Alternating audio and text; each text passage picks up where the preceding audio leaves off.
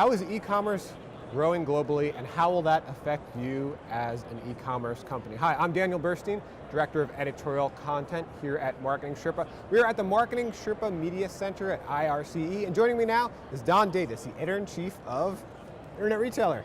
Thanks for joining us, Don. Okay, great to be here, Daniel. So you opened up the whole sessions here at IRCE by talking about some data on global growth, and we've got some data we're looking at right here. And as you can see, I mean, we're talking about doubling over the next few years according to eMarketer. Looking ahead, what are some emerging trends in e-commerce as it becomes even bigger? Well, you know, as consumers go online and they get comfortable shopping online, they buy a little bit, then they buy more, and then they're just used to buying. So this is happening, you know, everywhere around the world. It just depends on the pace at which really consumers have access to the internet. And as we'll see later on, the internet penetration is growing. So, I mean, this slide really, you know, summarizes the whole world. But if you look at the regional differences, then there's big differences in how it's growing. But the bottom line is that, you know, the internet offers a great selection, ability to compare price. And for many people in many parts of the world, even parts of the United States, access to goods that you couldn't get, you know, going down the street to the store or the shopping mall. I'm just going to say I'm lazy, okay? Yeah, me so it's too. just easier to shop online, right? Right. Yeah, so as you talked about, it's not even growth. We see here Asia Pacific is growing especially fast. What do you see going on in Asia Pacific? I know you're expanding there, right? Yes, well, China is really exploding, and partly it's because the explosive growth of the Chinese economy. You know, a Chinese middle class has grown up just in the last 20 odd years. There's now 200, 300 million consumers with effective buying power, and for many of them, they're buying, you know, their first microwave oven, you know, their first, you know, their furniture for their first apartment. And you know, first car, tremendous use of, you know, mobile phones. Everybody in China pretty much has a mobile phone. Many of them smartphones. So there's just this very,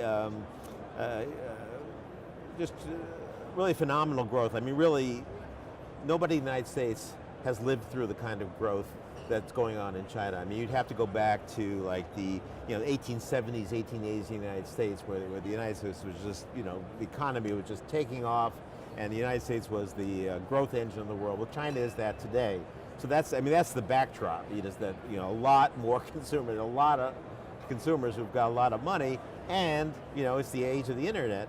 Now in China, adding to it is the fact that, you know, before the opening up of China to the market economy in the late 80s, early 90s, I mean, there was no real retail operation. I mean, there were stores in China that basically, you know, would lease space to the local manufacturer. One factory would give you your men's apparel, another your women's apparel or shoes, whatever. But there was none of the merchandising and marketing expertise that a Macy's or a Walmart or Target or Best Buy, you know, developed over decades. So the internet comes along. There's this very weak offline retail sector. There's this very entrepreneurial internet companies, and guess what? They just take a tremendous amount of market share in a big hurry, and that's why China is growing explosively.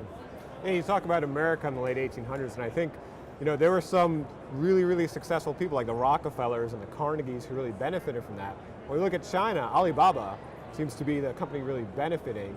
In the latest internet retailer, you were writing about how part of that reason is because of trust, right? Companies and people in China trust Alibaba. What can other companies looking to expand into China do to compete with such a big competitor? Well, one thing is that ratings and reviews are really important in China because Chinese consumers, there still are a lot of fakes, including on Alibaba's sites, particularly on Taobao. I mean, this is why Alibaba has worked very hard to try to, you know, take the fakes off of their marketplace. But there's, you know, there's 8 million sellers on Taobao, and it's very hard to police. You know, eBay has the same problem, and eBay also works very hard to eliminate fakes. But for that reason, Chinese consumers are very skeptical, and ratings and reviews are very important. Live chat is essential in China. Chinese consumers have a lot of questions, and they expect to be able to get an immediate answer. So those are some of the things that, you know, as Western brands and retailers expand into China, and many are, these are some of the things they have to do to establish trust. Well, when we look at this data comparing China and the US, and the amazing growth rate there in China, I think of, well, e-commerce companies looking to expand in the US, there's the infrastructure there's the logistics, but China, the fulfillment seems to be a much bigger challenge. Yeah, well there is no, there's no FedEx, no UPS in China. So some of the big Chinese retailers, particularly JD.com, are investing literally billions of dollars in building out warehouses and building their own truck fleets. Alibaba's taking a different approach where they're basically trying to create an information exchange that unites the regional carriers. Yeah, this is going to be a big issue, and this is something Western brands will have to take into account. And at the same time, there is still a lot of cheap labor in China, and in the big cities, the norm is that if somebody buys online, they expect to get the order the same day. So, for example, I was in Shanghai a year or so ago, and I met with a company called Yihoodian, which is now 51% owned by Walmart, and they explained how they had, throughout Shanghai, they had, I can't remember, about 80 pickup points where somebody would order something online, they would load their trucks, take the orders out to these pickup points, where there'd be these guys on scooters would take it and then go drive around Shanghai and deliver it, within a matter of hours. And that's the norm in China. So that's, there are different culture, different economics. I mean, you can do this because there's still a lot of cheap labor in China. Yeah, and to be clear, the norm in specific cosmopolitan urban areas, but I'm sure there's still a huge market where it's a major challenge to deliver to, right? Oh yeah, in the rural areas, and there's something like 120 cities in China with over 1 million populations. So even you talk about what they call tier 3 and 4 cities, these are still big cities. And one of the big advantages of the internet, and one of the things that Western brands are finding, is that in these smaller cities, again, big cities, but smaller compared to Beijing and Shanghai,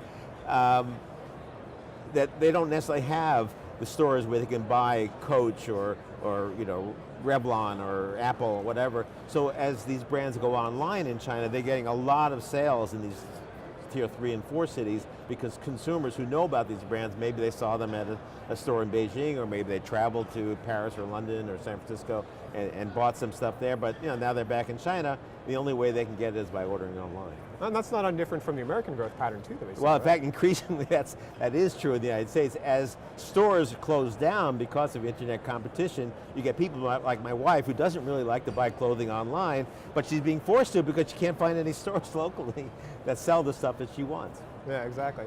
So as we look, so obviously Asia and China, huge growth, but there's double-digit growth across the world. Pretty impressive considering the world economy is not growing at that rate. So what are some other opportunities around the world? Well, I particularly would like to call out Western Europe. eMarketer projects 9.3% growth over this forecast period, but actually we just did our Europe 500 guide. We ranked the top 500 online retailers in Europe, and they grew 17% last year. And this is while total retail sales in the European Union grew by under 1%. So, just tremendous a shift to buying online, even in Europe. Again, sometimes when times are hard, people turn to the internet because they can easily compare prices over a lot of different sellers, and they feel like they can get the best price. And that may be one of the reasons why Europe is growing particularly fast. I mean, one of the other things that still is a big issue is cross-border e-commerce.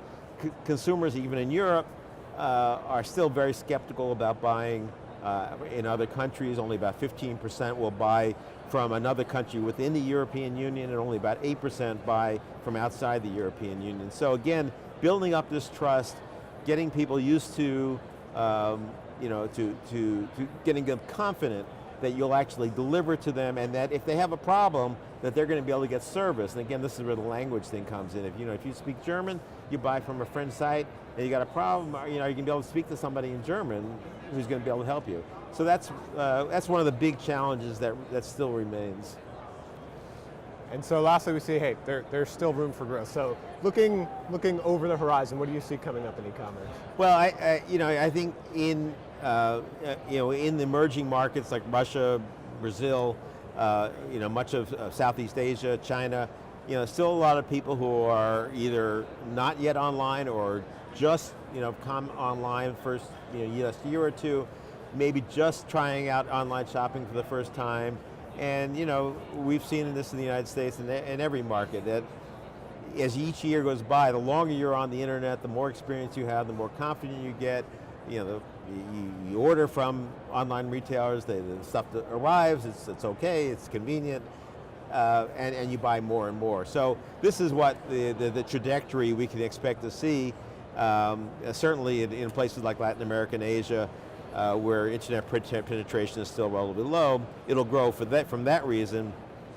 In North America, where basically everybody with effective buying power is online, I think it's going to be a real challenge to see how online retailers make shopping either more convenient, or, as I said, just because stores go away in many areas, people will be forced to buy online because otherwise they really don't have access to the goods. Well, it also seems like e-commerce is moving into segments that hadn't previously been in, like Amazon trying to compete with grocery stores. You had a recent case study about Windsor Farms, also farm delivering food. So it seems like almost anything can now be delivered through e-commerce. Yeah, there's lots of opportunities, and there's lots of entrepreneurs out there. And right at the moment, given what's happening in the stock market, there's a lot of venture capital being thrown into to a lot of startups. And so yeah, you're going to see people testing out, selling used products online. There's a number of sites where people who can sell from their own closet, via these online consignment shops, which used to be you could buy from a local consignment shop. Now they can sell to anybody in the world. So obviously this is a huge opportunity. People are going to use their imagination. The other thing that we haven't talked about at all, but it's huge, is business-to-business e-commerce, where the purchasing agents for corporations, for government agencies, for educational institutions, they're also consumers. They're used to going online to shop, and now they're going to their suppliers and saying, well, why can't I just go to your website and order this? And more of the suppliers are creating websites designed for their big corporate customers, and this is something we've started to cover. We've just this year started a newsletter called B2B EC News to cover just B2B e-commerce. We're going to produce our first ranking of the leading B2B e-commerce players this fall, and this is going to be another area of tremendous growth.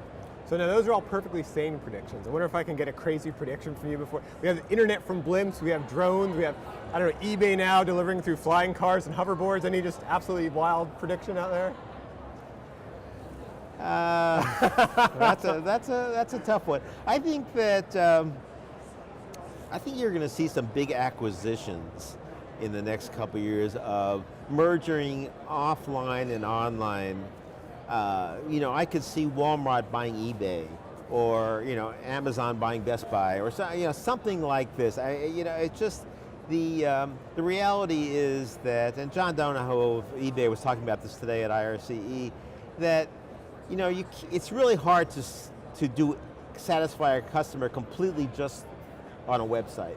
Sometimes you do want to be able to touch and feel the product. Sometimes you do want to be able to just return it to the local store. It's just more convenient.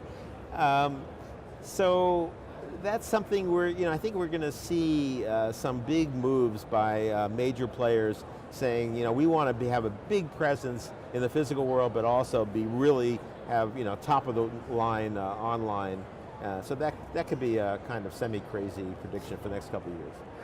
Thank you very much for your insights and your predictions, Don. Thanks. Thank you for watching. If you want to know how to take advantage of all that e-commerce growth opportunity, you can visit MarketingSherpa.com/IRCE. We're broadcasting all these interviews from the Marketing Sherpa Media Center at IRCE.